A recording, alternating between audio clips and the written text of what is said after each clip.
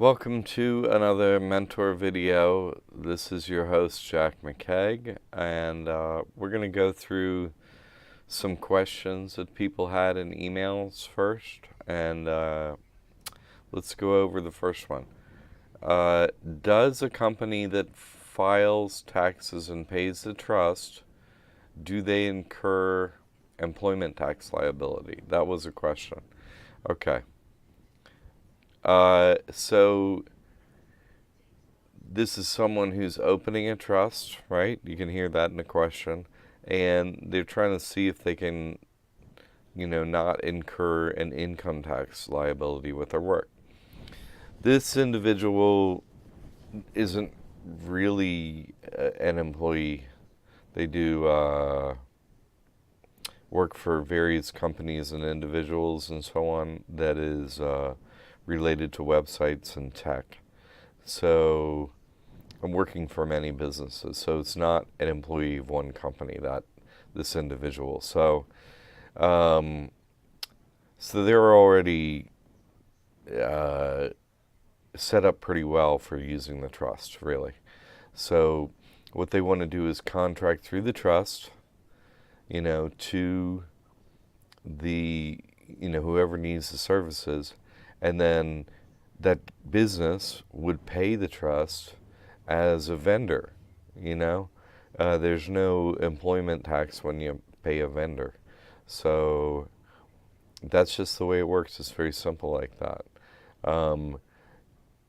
It works in that case. You can't be an employee of Walmart or McDonald's and just say, hey, switch me over. No, it doesn't work like that. So that's what that early work in the many first videos on, how you move from operating your person to operating the trust. So, but this was just a question exactly on this. So you're treated as a vendor. Whether the business incurs some tax liability on their side, well, that's up to them, and they're playing by their rules, those rules. But your trust isn't. It's playing by the trust rules, so it isn't going to incur any tax liability from accepting grants from anyone or anything. Okay, good question. Are donations to a trust subject to any kind of gift tax? No, they're not. See, and this is from the same individual asking questions, kind of getting into the trust, and I thought it was a good one because a lot of times you're trained to think about your person, and all the rules with that, and tend to apply your past financial rules working with your person to your trust. And they just don't all apply, and this is one of them. There's no gift tax to taking a grant. It's just a grant goes into a trust, and a grant goes into a trust. It's not there's no tax liability created from that situation. It's not a taxable event. Okay? A good question. Let's go to, I had a question, and let's just finish up the trust questions, those two questions, by saying again, we're simply copying the exact methods they're using, the In God We Trust. And so there's, they don't, the In God We Trust is at a certain level, and it has no one, it pays taxes up to, it's the top of the food chain. So we simply have a trust, at that level. So, okay. All right, next thing is a question about, a question, and I know I've done this before in the mentor videos, but it's a short one. So, and it's a hack for the corporate credit package. You can use your home address for your corporate entity and use a cell phone service like for a business. This is the one I use, Verizon Business. And so those two work fine to get credit out there. They work fine on the business profile. Okay. It's a good hack that saves probably the most money of doing the whole thing. So absolutely make that hack. Okay. Now we're going to skip over to a client that's doing some debt removal stuff. And really, if you're not doing the In God We Trust small claims filing and you're in the small claims thing, you kind of start off with one of these two general ones of FCRA, this one, or the FDCPA. Both of those are acts, and acts become part of the United States Code here. See, like this here is a part of the Fair Debt Collection Practices Act, and it's about validation of debt. Okay, so you can read those acts, and they, of course, like all laws, aren't worded easy, and you have to track down some more information. And I think I've gone over a bunch of that before, especially in the debt removal package. But just let's go over it for a minute, because this question from a client was, was they went and had great success, even made a great testimonial about it. You know how easy it was to beat them on the Fair Debt Collection Practices Act. They had it down and everything. But let me go through it with you. Now, you may simply write, FDCPA violation $1,000 in that box on the small claims thing, but you have to know you have to have the documents to prove it, and you have to know what the violation is, okay? So what's the violation? The violation is they messed up your credit, right? So this guy had it down perfectly. He had written the letters, done the mailings, that come with the package. He had had a copy of his credit report, right, that showed the account was on the credit report. And he went to try and get credit and was denied twice. So, see, all that shows that you're harmed and injured, personally, for that account if it's invalidated. So that's the $1,000 fine. Now, so you want to have all those documents, there as exhibits when you, or bring them to court when you go to small claims. That's fine too. When it's time to you bring all your mailings, you bring a copy of, the credit report, you bring, hey, I didn't get credit, see, here's proof.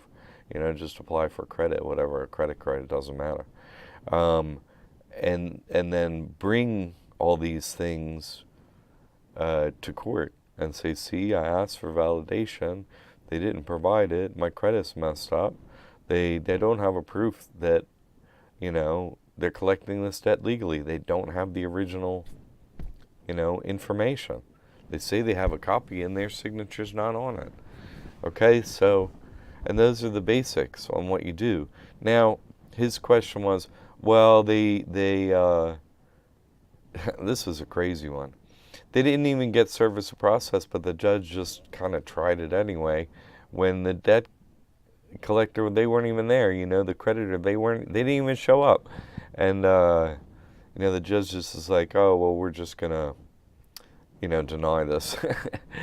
And they won, they should have gotten a default judgment automatically. But they just hate this truth, so they just break the law a lot. Anyway, so their question, they call me and they're like, now that we have the setup, right, okay. So their question was, what do we do? Should we go to appeals? Sorry. Go to appeals on this, or should we, start another action against them? And then I kind of broke down for them, well, we're trying to cost them more money and effort, and see, they're not going to get anything out of this, because you're doing a lawsuit indigent. You should be all set up to do that.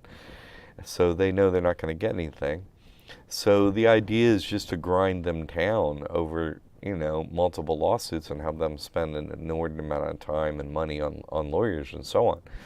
So now that was their question. What should we do next? So I answer the question like this, because, the goal is to stretch this out in a way, Like, I know everyone, oh, I just want my debt cleared, but the way to do it is the willingness just to stretch it out, and then they begin to say, oh, we don't want to mess with these people, you see.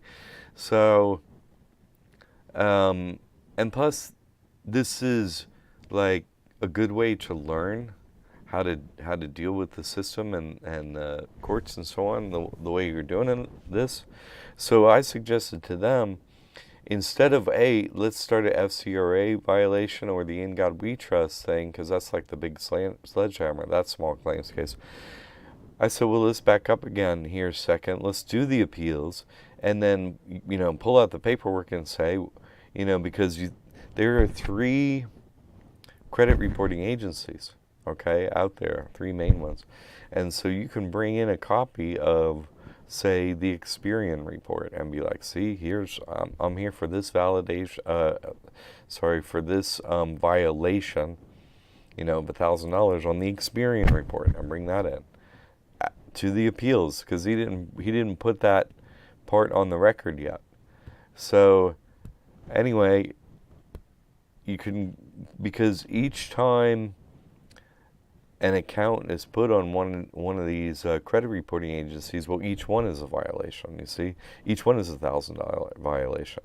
So each one can be sued over. So I was like, well, just, say it was Experian or whatever, bring that paperwork with you, and then see how it goes at appeals. And if it goes well, whatever, if you're not done yet, after that appeals, just go restart another one, same violation, get better at it in court, right? There are multiple judges, just get better at this stuff, and make them have to work harder and pay off more judges, and just go back, start it again, you're doing great, and start one, say, for the TransUnion violation, and then they get this time, oh no, they'll be coming back next time, and they'll be doing, the Equifax violation.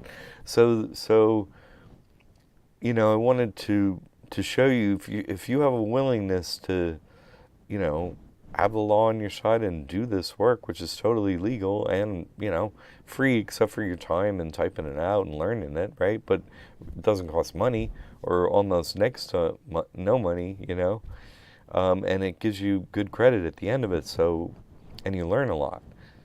So, the willingness to go through it like that and kind of take as many steps as possible really can really make it not worth their while, and they can see it having a problem. And the same can be said with the FCRA violation. See, the the FDCPA is about being able to collect as a, debt collector. And, and that's anyone collecting any debt. Okay. And the FCRA, right? Let's see. The FCRA is about being able to report it to, the credit reporting agencies that it's a valid debt, which it isn't. And the other one is about being able to collect on it, you see. And they each have, the same amount of fines on them, $1,000. Okay. So I wanted to break that down for you just so you understood that when you go into court, what documents to bring, what those documents are showing, that it's an invalidated debt. They can't collect on an invalidated debt. Even if they say they have a copy of it, well, there's no signature on your end from a copy of what? You say you have a copy. I know how a copy machine works. Where's the original? We have court today, so you say it's a copy. Where's the original of the contract that allows you to collect? You see? So it's really that simple. Okay, so, and then I have one little tidbit here at the end. And it's this, you can go look this up on the URLs here. Or you can just, I'm going to scan down this so you can read it yourself and you don't have to go look it up. How's that? But there you go. I'll just go through it there for you. But this is just saying, the government basically is a business too, the In God We Trust. So in order for them to collect money, they need the proper paperwork too, obviously. So why they have to be told this? but now there's a court case against them. Okay, so great. Another mentor video. Thanks for taking the journey to truth with me. God bless you all.